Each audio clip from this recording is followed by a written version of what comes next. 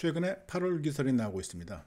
8월 위기설은 얇아진 유동성, 정책, 정치 이벤트, 지정학적 리스크 이런 것들이 한때 겹칠 수 있다 이런 경고가 나오고 있는 것입니다.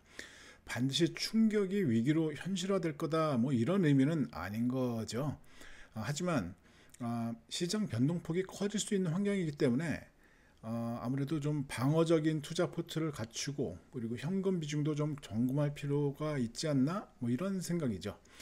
그리고 더 중요한 것은 사실 위기설은 어떤 원인들이 제기되고 있는지 좀 확인하고 있어야 나중에도 대비를 더 빨리 할 수 있다 이런 생각입니다. 하나씩 보도록 하시죠. 미국 증시의 8월 위기설은 6가지 정도의 위기 촉발 요인으로 정리할 수 있습니다. 그 중에서 발생 가능성이 높은 요인을 고르라 하면 아마도 계절적 유동성 요인과 퀀트 CTA 자동 매매 트리거를 선택할 수 있을 것 같습니다. 여름 휴가철에는 거래량이 감소해서 작은 충격에도 변동성이 크게 나타나는 현상을 보게 됩니다. 충분히 단기적인 변동성 확대를 예상할 수는 있습니다. 그렇다고 위기로 반드시 이어질 것이라고는 우리가 생각하기에는 어렵지 않나 이런 생각입니다.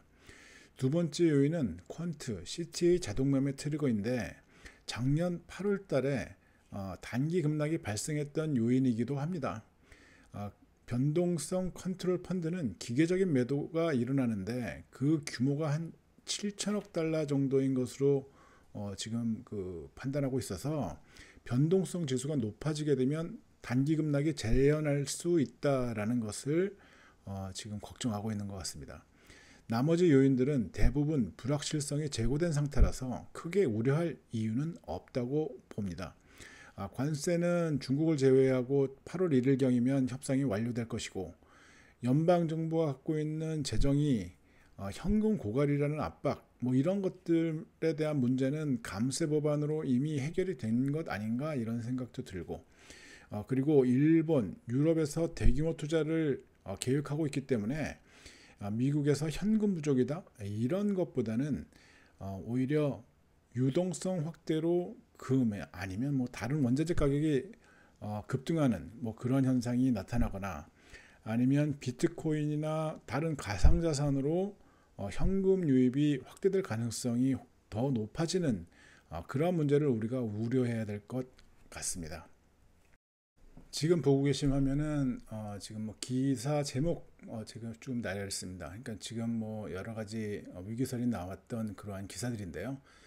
6월 24일, 26일, 7월 25일 날 이렇게 많이 나왔습니다. 그랬는데 이거 사실은 한번 참고는 해보실 필요는 있지 않나 이런 생각은 들고 그리고 이렇게 위기설이 나오는 것이 사실은 어떻게 보게 되면 자연스러운 현상이다 이렇게들 얘기합니다. 매일 사상 최고치를 기록하고 있는데 미국 증시가 그리고 단기간에 전고점에 가까운 한국 증시 이런 상황들을 보면서 국내외 경기 상황하고 주식시장의 분위기가 너무 다르다. 이러다 언젠가 급락할 것 같다. 이러한 시장의 반응이 나오는 게 어떻게 보게 되면 자연스럽죠. 시장에는 낙관적인 부류하고 비관적인 부류가 공존합니다. 그들이 어떻게 바라보느냐. 시장에서는 높은 가격에다 매매가 이루어지게 되는 것이 이렇게 다른 생각을 갖고 있는 사람들이 있기 때문에 가능하죠. 만약에 구성원들이 모두가 상승할 것이다 라고 예상하고 있다면 상한가 기록하고 주식 거래량 거의 나타나지 않겠죠. 하지만 어느 순간에 더 이상 오르지 않을 것이다 이런 생각이 온 사람들이 다 이런 생각을 만약에 갖는다라고 한다면 그때가 바로 버블이 붕괴되는 순간일 겁니다. 그래서 아직은 이렇게 버블이나 또는 위기가 발생할 것이다 이런 생각을 하기까지는 좀 이른 거 아닌가 이런 생각도 듭니다. 왜 그러냐 하면 유동성이 풀리기 시작하는 것이 꽤 오래됐지만 아직 덜 나왔다. 유동성 장세는 한동안 더 이어질 가능성이 높아 보입니다.